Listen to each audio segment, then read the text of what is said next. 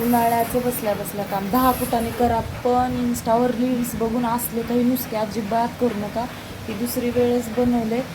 मग उदगीरकर, आता तुम्हाला वाटत असेल हिनं काय बनवले आणि काय नाही, तर तुम्ही व्हिडिओ लास्टपर्यंत बघा, तुम्हालाही समजेल. तर मग एक आम्ही अशी रील्स बघितली होती वॅक्स करण्याची, घरातलं म्हणजे असं घरगुतीच सामान. तर मग नंतर साखर टाकली, हळद, दूध टाकलं, लिंबू टाकलं आणि मग मस्त असं त्याला गरम केलं, असं मस्त असं पिघळलं होतं ती. मग नंतर त्याच्यामध्ये काय आम्ही थोडीशी कढीपीठ टाकलं आणि मेन गोष्ट ती कढीपीठ टाकल्या असं जाम झालं. काय माहिती त्या लोकांचंच कसं होतं, आपलं तर होत नाही बाबा. आणि तुम्ही बघू शकता एवढं जाम झालं होतं, कडक झालं होतं. पण आपण कुठं हार मानणार आहे. आम्ही अजून एकदा परत केलं, साखर टाकली आणि जी ती कढीपीठ होतं का, मग ती अजून परत टाकलं. पण ह्या वेळेससुद्धा झालं नाही कसलंच. तुम्ही बघू शकता असं दगडावून जाम कडक झालं होतं. मग त्याच्यात पाणी टाकून तसंच सोडलं. फक्त असलं बसल्या नुसके नका करू बरं का, उगाचच घरातलं राशन वाटोळा काही कामाचं नाही. अजून एकदा परत आम्ही केलं, पण ह्यावेळेस थोडंसं वेगळं केलं.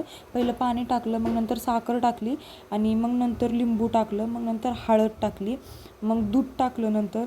आणि मग ही थोडंसं बऱ्यापैकी झालं होतं. मग थोडंसं त्याला असं हलवलं आणि मग ती साखरपार असं विघळल्यावरती आणि झोपेतून उठल्यावर असं काम केल्यावर असंच होतं बरं. ती पातेलं कुठं की चिमटा कुठं चालवते की काही समजत नव्हतं. मग कसं बसं कढीपीठ ती मध्ये टाकलं आणि मग त्याला असं जरा थोडंसं मिक्स ती करून घेतलं.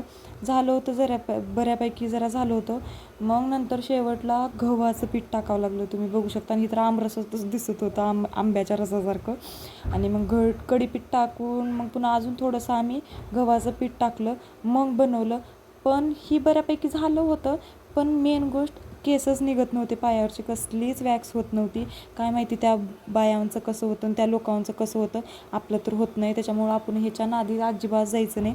आणि मेन गोष्ट, इन्स्टावरची रील्स बघून तसले बघून तर घरी करूच नका. ही फक्त घरातलं राशन पार करायचं काम आहे, बाकी काहीच नाही. तुम्ही बघू शकता एकही केस निघाले नव्हते त्याला.